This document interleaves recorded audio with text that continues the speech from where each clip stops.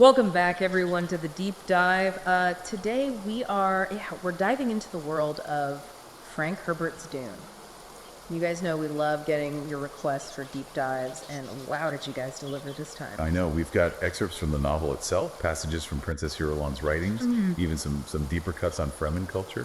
I mean, yeah, it's going to be a long one, folks, so buckle up. So, where do we even begin with a universe this vast? I guess Arrakis itself, right? The planet's basically a giant desert, yeah.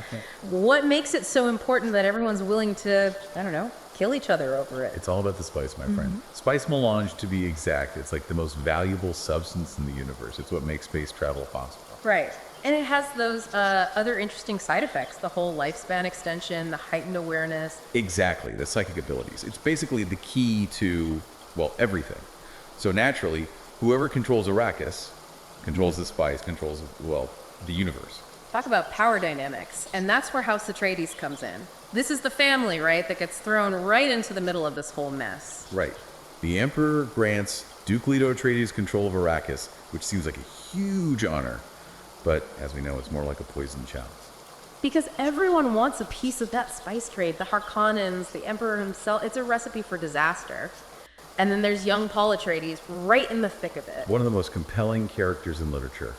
And right from the start, Herbert subjects him to this incredible test. The Gom Jabbar. Okay, so Gom Jabbar, for those of us who haven't quite memorized our Dune terminology yet. It's basically this excruciating test of will, disguised as a way to determine if you're human. They put this poison-tipped needle right up to your skin, and you have to resist pulling away. Talk about intense. And it's more than just physical pain, right? There's this whole psychological element to it, too. It says something about Paul's character that he can endure it. Exactly. He's got this inner strength, this willpower that even the Bene Gesserit recognize. Yes. The Bene Gesserit. The sisterhood with their fingers in every pie. Who are they really, and what's their endgame here? That's the million-dollar question, isn't it? They've been breeding bloodlines for generations, manipulating events from the shadows, all to bring about this super being they call the Kwisatz Haderach.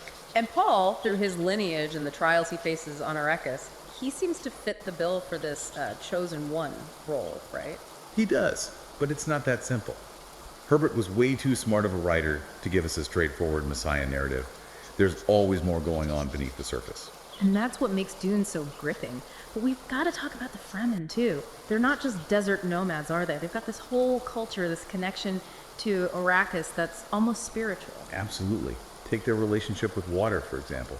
On Arrakis, water is life, more precious than anything. And they waste none of it.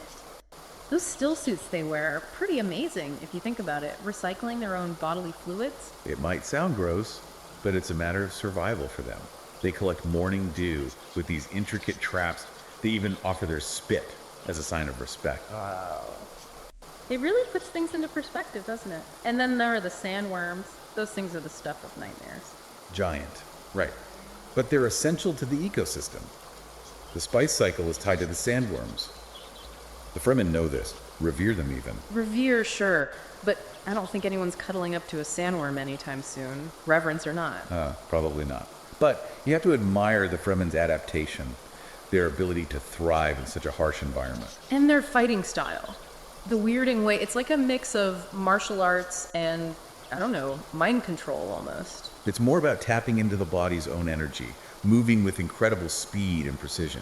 It's no wonder they've managed to hold their own against all the off-world powers trying to control Arrakis. So we've got this complex ecosystem, these power-hungry factions all vying for control, and then we've got Paul caught right in the middle. He's not just fighting for survival, he's wrestling with his own destiny. And those Bene Gesserit prophecies, they're hanging over him like a sword. Talk about pressure.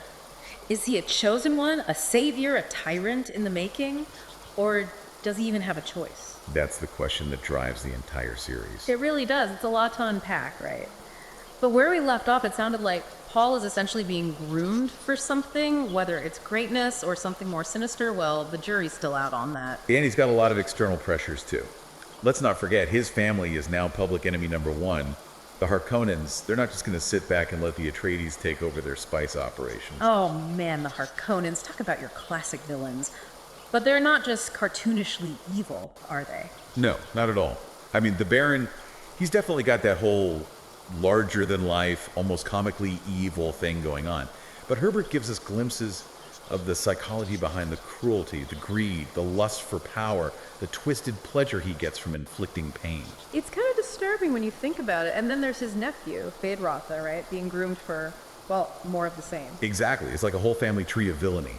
But even with the Harkonnens, I hesitate to label them as purely evil.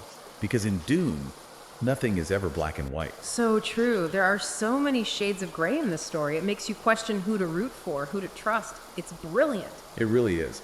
And that's what elevates Dune above your average space opera. Herbert forces us to confront these uncomfortable truths about power, about human nature, that sometimes the line between good and evil is blurry at best. It's like, how many times have we seen that play out in history, right? The supposedly good guys turn out to be just as bad as the ones they're fighting against. Exactly. And it makes you question Paul's destiny even more. Will he break the cycle? Or is he doomed to repeat the mistakes of those who came before him? And then there are the Fremen. They're caught in the middle of all this, but they're not just helpless victims, are they? Definitely not. They have their own agency, their own motivations. They've been fighting for survival on Arrakis for generations. And they've got that whole otherworldly fighting style. I mean, the weirding way. It's like something out of a martial arts movie. It's pretty cool, right? But for the Fremen, it's about more than just fighting. It's about their connection to the desert, their ability to harness its energy. It's almost spiritual. They're definitely a force to be reckoned with. They are. So how do they fit into Paul's journey? I mean, we know they play a huge role, but where does it all begin? Well, that's where things get really interesting.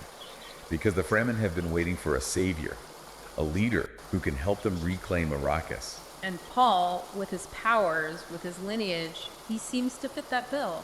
But can he live up to their expectations? That's the million-dollar question, my friend. And I think that's what makes Dune such a timeless classic.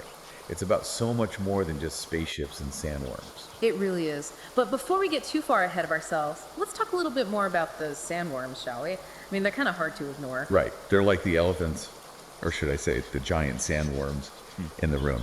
And I think they represent something really crucial in the story. Oh, absolutely. They're not just monsters, they're symbols. They're tied to the spice, to the ecosystem of Arrakis. They represent the raw, untamed power of the desert itself. And the Fremen, they get that right. They understand the balance, the way everything is connected. Which makes you wonder, what happens when that balance is disrupted? What happens when someone tries to control the sandworms, control the spice, control Arrakis? Now, those are the questions that'll keep you up at night. And I think that's a good place to pause. Oh man, you're killing me here. But all right, we'll take a quick break. When we come back, we're diving even deeper into the world of Dune, the characters, the themes, and the legacy of this sci-fi masterpiece. Stay tuned, folks. And we are back. Okay, so much to unpack with Dune. It's really got me thinking about all these different themes, like fate and free will. It seems like Paul can see the future, but does he have any control over it? What do you think?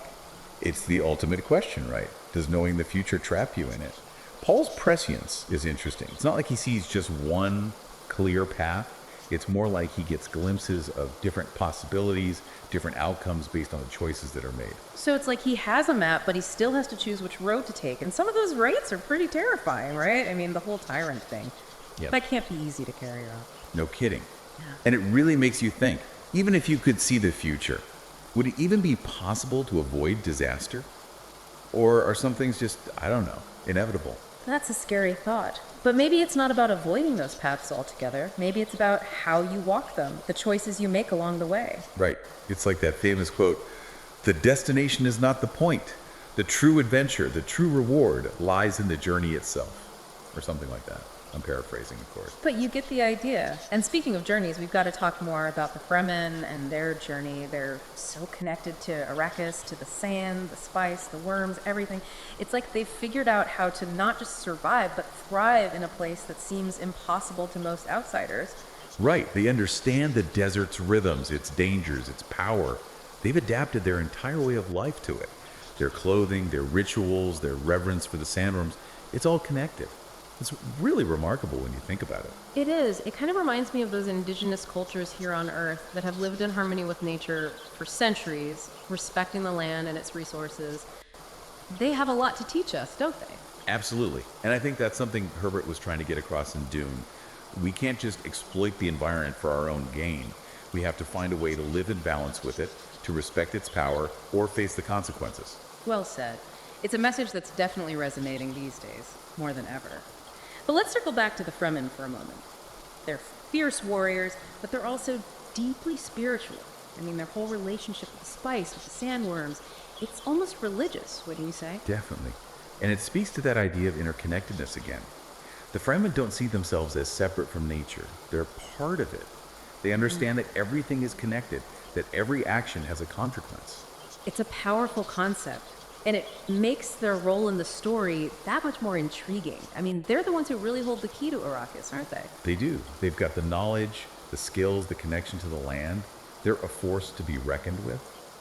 And I think that's what makes their alliance with Paul so powerful, so potentially dangerous. Because with that kind of power comes a lot of responsibility. And as we've seen, power can be a dangerous thing, even in the right hands.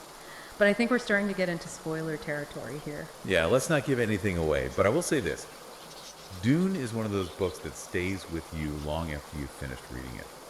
It makes you think about the world in a different way, about your place in it, about the choices you make. Well said.